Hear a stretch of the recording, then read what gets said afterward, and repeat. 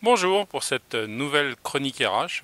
Tout le monde est dans la rue, je suis dans le jardin, ça change un petit peu. Justement, je voudrais vous parler de la loi El Khomri.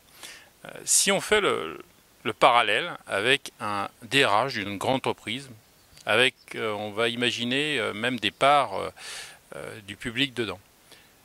Est-ce que vous imaginez un seul instant qu'un RH qui ait réussi à passer en force un accord, qui n'ait donc pas eu la majorité pour signer cet accord, qui soit passé en force, qui utilise non pas le 49.3, ça n'existe pas, mais une menace de licenciement.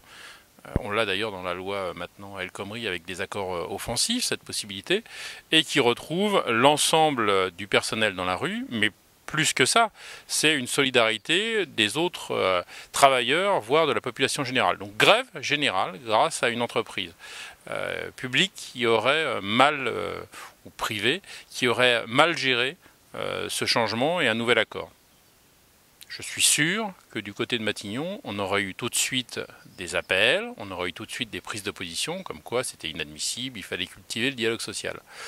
On se demande simplement où est le RH à Matignon exactement maintenant.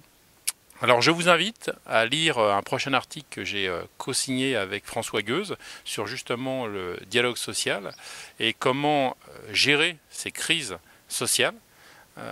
Et il y a pour ça quelques points quand même qu'on doit retenir, non seulement en tant que RH, mais en tant que responsable d'entreprise, où on le voit actuellement, responsable politique, pour éviter de créer non seulement des grèves, mais surtout de la violence sociale. Puisque ce qu'on a actuellement, c'est un risque majeur d'embrasement du pays avec des crises qui se développent et qui sont en train de mettre un climat délétère en France, alors qu'on a besoin de tout.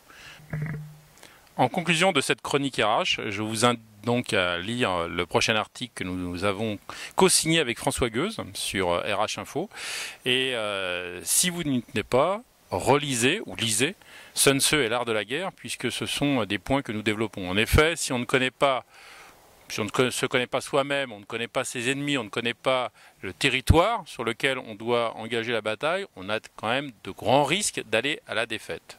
Sur ce, très bon printemps.